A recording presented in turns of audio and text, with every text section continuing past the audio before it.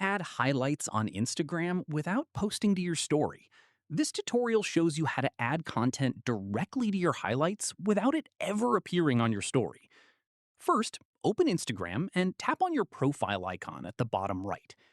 After that, tap the plus icon next to New under your bio to create a new highlight. From there, you'll be taken to your story archive. This is where all your previously posted stories are saved. Right here, select the story or stories you want to add to your highlight. These are already archived, so they were never reposted to your active story again.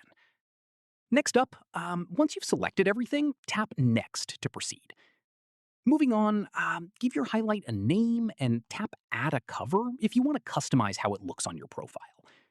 From here, tap Add, and your highlight will be created and visible on your profile. After that, keep in mind that for this to work, your story archive needs to be turned on. If it's off, your old stories won't show up here. Following this, to check, go to your profile, then tap the three lines, go to Settings, then tap Archive, tap the gear icon at top right of Archive screen, and make sure Story Archive is enabled.